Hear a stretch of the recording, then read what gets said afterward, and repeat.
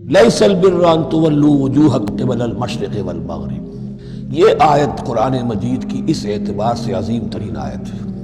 نیکی کی حقیقت کیا ہے، اس کی جڑ کیا ہے، بنیاد کیا ہے، اس کی روح کیا ہے، اس کے مظاہر کیا ہے، مظاہر میں اولین شے کون سی ہے، ثانین کون سی ہے، ثالثاً کون سی ہے، اور اس پر ایک پورا علم الاخلاق جو قرآن کا ایک مکمل کتاب تصنیف کی جا سکتی ہے۔ ایتھکس، قرآنک ایتھکس کے لیے یہ آیت ایک یوں سمجھیے کہ جڑ اور بنیاد ہے۔ لیکن یہ سمجھ لیں کہ یہ آیت یہاں آئی کیوں ہے۔ پس منظر میں وہی تحویل قبلہ ابھی ہے۔ تحویل قبلہ کے 4 رکوع 15، 16، 17، 18 یہ تو سالڈ ہے۔ اس سے پہلے 14ویں رکوع میں آیت تھی للہ المشرق والمغرب فأینما تولوا فثم وجہ اللہ۔ ادھر بھی پھر اتنی آیتیں چھوڑ کر پھر یہی لیس البر ان تولوا وجوہکم قبل المشرق والمغرب، نیکی یہی نہیں ہے کہ تم اپنے چہرے مشرق اور مغرب کی طرف پھیر دو۔ یہ نہیں کہا یہ نیکی نہیں ہے، نیکی یہی نہیں ہے، یہ بھی نیکی ہے۔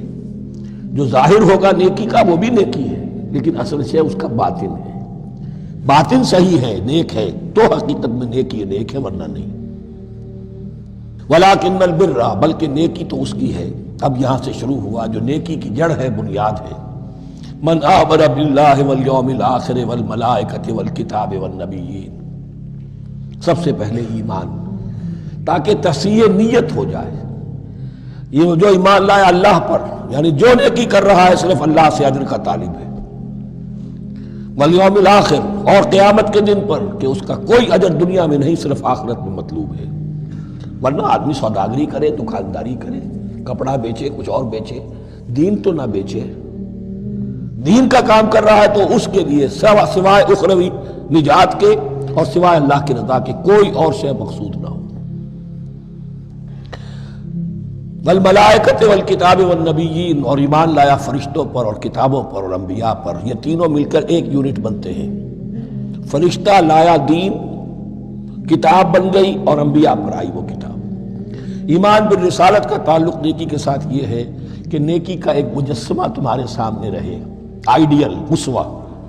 ایسا نہ ہو کہ اونچ نیچ ہو جائے۔ نیکیوں میں بھی ایسا ہوتا ہے، کچھ جذبات میں ایک طرف کو نکل گیا، کچھ جذبات میں ایک طرف کو نکل گیا۔ اس گمراہی سے بچنے کی ایک ہی شکل ہے کہ ایک مجسمہ مکمل، ایک اسوہ کاملہ سامنے ہو جس میں معتدل ہو تمام چیزیں، اور وہ ہمارے لیے اسوہ کاملہ محمد الرسول اللہ کی شخصیت ہے۔ نیکی کے ظاہر کے لیے ہم انہیں معیار سمجھیں گے، جو شے جتنی ان کی سیرت میں ہے اس سے زیادہ نہ ہو، اس سے کم نہ ہو۔ کوشش یہ ہو، آئیڈیل یہ ہو کہ بالکل انسان حضور صلی اللہ علیہ وسلم کے اسوہ کاملہ کی پیروی کرے۔ ولیکن البر من آمن باللہ والیوم الآخر والملائکۃ والکتاب والنبیین وآتی المال علی حبہ ذوی القربى والیتامی والمساکین وابن السبیل، اور دیا اس نے مال، یا دے وہ مال اس کی محبت کے علی الرغم، علی حبہ اللہ کی طرف نہیں ہے، علی حب المال، علی الرغم مال محبوب ہے پھر بھی وہ خرچ کر رہا ہے، ذوی القربى قرابت داروں پر، والیتامی یتیموں پر، والمساکین محتاجوں پر، وابن السبیل مسافر پر، والسائلین اور مانگنے والوں پر، وفی الرقاب اور لوگوں کی گردنیں چھڑانے میں۔ گویا کہ نیکی کے مظہر میں اولین مظہر یہ ہے انسانی ہمدردی۔ اگر یہ نہیں ہے تو نیکی نہیں ہے۔ عبادات کے انبار لگے ہوں اور دل میں شقاوت ہو، انسان کو حاجت میں دیکھ کر دل نہ پسیجے، کسی کو تکلیف میں دیکھ کر تجوری کی طرف ہاتھ نہ بڑھے حالانکہ تجوری میں مال موجود ہو، وہ دین کی روح سے بالکل خالی ہے۔ یا آپ سورہ آل عمران میں پڑھیں گے لن تنالوا البر حتى تنفقوا مما تحبون، تم نیکی کے مقام کو پہنچ ہی نہیں سکتے جب تک کہ خرچ نہ کرو اس میں سے جو تمہیں پسند ہے۔ جس سے طبیعت گھبرا گئی، اکتا گئی، کپڑے میں جو بوسیدہ ہو گئے وہ دے دیے، حاتم طائی کی قبر کو لات مار دی، وہ نہیں۔ جو شے پسند ہے اگر اس میں سے نہیں دیتے تو نیکی کو پہنچ بھی نہیں سکتے، تمہیں ہوا بھی نہیں لگے گی۔ وَأَقَامَ الصَّلَاةَ وَآتَى الزَّكَاةَ، دیکھیے نماز اور زکوٰۃ اب آ رہے ہیں۔ یہ ہے حکمت دین کہ ایک ہے روح دین، وہ ہے ایمان، اور جو اس کے مظاہر ہے، مظہر اول انسانی ہمدردی، نمبر 2 ہے پھر نماز اور زکوٰۃ، اور یہاں زکوٰۃ کو علیحدہ ذکر کیا ہے، اور اس آیت کا حضور نے حوالہ دیا ان فی المال لحقا سوی الزکاۃ۔ دیکھو کچھ لوگوں نے سمجھا بس ہم نے زکوٰۃ نکال دی تو حق ادا ہو گیا پورا، بڑی بے وقوفی ہے۔ مال میں حق ہے زکوٰۃ کے سوا بھی، اور اب آپ نے یہ آیت پڑھی، دیکھو اس آیت میں کیا ہے، زکوٰۃ کا تذکرہ بعد میں ہو رہا ہے، وَآتَ الْمَالَ عَلَىٰ حُبِّهِ ذَوِي الْقُرْبَىٰ وَالْيَتَامَىٰ وَالْمَسَاكِينَ وَابْنَ السَّبِيلِ وَالسَّائِلِينَ وَفِي الرِّقَابِ وَأَقَامَ الصَّلَاةَ وَآتَى الزَّكَاةَ۔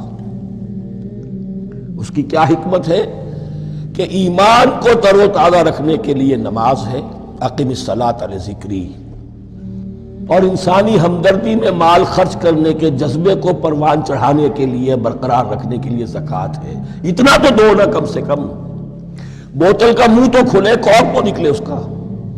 اگر بوتل کا کارک نکل جائے گا تو شاید اس میں سے کچھ شربت اور بھی نکل آئے، تو زکوٰۃ ہے تو کارک کے مانند 2.5% ہے، کیا ہے، لیکن یہ کہ اس سے پھر کچھ اور بھی نکلے گا۔ جو زکوٰۃ بھی نہیں دیتا اس نے کیا کرنا؟ وَالْمُوفُونَ بِعَهْدِهِمْ إِذَا عَاهَدُوا، اور وہ کہ جو اپنے عہد کو پورا کرنے والے ہیں جب کوئی عہد کر لیں۔ سب سے بڑا عہد اللہ سے کیا، لَسْتُ بِرَبِّكُمْ قَالُوا بَلَىٰ۔ پھر عہد شریعت کا ہے کہ جو ہم نے کیا اللہ کے ساتھ، پھر آپس میں جو بھی معاہدے ہو جائیں، اور معاملات انسانی سارے کے سارے معاہدات کی شکل میں۔ شوہر اور بیوی کا معاملہ بھی ایک معاہدہ ہے، marriage is a social contract. شوہر کی ذمہ داریاں ہیں، اس کے فرائض ہیں، بیوی کی ذمہ داریاں اس کے فرائض ہیں، شوہر کے حقوق ہیں، بیوی کے حقوق ہیں۔ پھر جو بھی امپلائر امپلائی ریلیشن شپ ہے، معاہدہ ہے، کانٹریکٹ ہے۔ جو ہمارا آپ کا پولیٹیکل سسٹم ہے وہ بھی معاہدوں کے اوپر مبنی ہے، بڑا بزنس جو ہے وہ کانٹریکٹ میں چلتا ہے۔ تو اگر ایک چیز پیدا ہو جائے کہ جو عہد کر لیا ہے اسے پورا کرنا ہے، تو ساری اسٹریم لائننگ ہو جائے گی تمام معاملات کی۔ وَالْمُوفُونَ بِعَهْدِهِمْ إِذَا عَاهَدُوا وَالصَّابِرِينَ فِي الْبَأْسَاءِ وَالضَّرَّاءِ وَحِينَ الْبَأْسِ، اور خاص طور پر صبر کرنے والے فقر و فاقہ میں، جنگ کی حالت میں اور تکلیف میں۔ یعنی ایک نیکی ہے بدھ مت کے بھکشوؤں کی نیکی، ایک نیکی یہ ہے، یہ نیکی باطل کو چیلنج کرتی ہے، یہ نیکی خانقاہوں تک محدود نہیں ہوتی، یہ نیکی صرف انفرادی سطح تک محدود نہیں رہتی۔ جو نیکی اللہ چاہتا ہے وہ یہ ہے کہ اب باطل کا سر کچلنے کے لیے میدان میں آؤ، اور جب باطل کا سر کچلنے کے لیے میدان میں آؤ گے تو خود بھی تکلیفیں اٹھانی پڑیں گی۔ صحابہ کرام کو بھی جانیں دینی پڑی ہیں، سینکڑوں صحابہ نے جام شہادت نوش کیا۔ تو آخری چوٹی کیا ہے؟ گویا کہ سمم بونم جس کو کہتے ہیں ایتھکس کے اندر، کہ اس نظریہ اخلاق میں سب سے اونچی منزل کون سی ہے؟ وہ سمم بونم جو ہے اسلام کا، وَالصَّابِرِينَ فِي الْبَأْسَاءِ وَالضَّرَّاءِ وَحِينَ الْبَأْسِ وَلَا تَقُولُوا لِمَنْ يُقْتَلُ فِي سَبِيلِ اللَّهِ أَمْوَاتٌ بَلْ أَحْيَاءٌ وَلَكِنْ لَا تَشْعُرُونَ۔ وہ آیت یاد کر لیجیے، اولئک الذین صدقوا، یہ ہیں لوگ جو سچے ہیں۔ دعوت و نیکوکاری کا بہت شوق ہے، یہ ہیں وہ لوگ جو سچے ہیں۔ وَأُولَٰئِكَ هُمُ الْمُتَّقُونَ، اور یہی حقیقت میں متقی ہیں۔ تمہارے ذہنوں میں کوئی اور نقشے بیٹھے ہوئے ہیں، کوئی لباس ہے، وضاقتہ ہے، بس یہ بڑا متقی آدمی ہے۔ تقویٰ اس کا نام ہے، یعنی یہ پوری انسانی شخصیت کا ایک حیولہ ہے، ایک پوری انسانیت کا ایک فرد کا نقشہ کھینچ دیا گیا کیریکٹر کا، جس کے اندر روح ایمان اور خارج میں اس ترتیب کے ساتھ دین کی یہ تقاضے اور نیکی کے یہ مظاہر موجود۔